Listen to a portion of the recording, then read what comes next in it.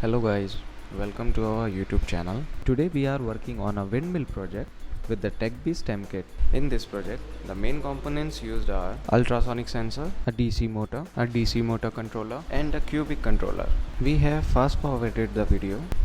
For the step-to-step guidance and the coding stuff, go through the description below.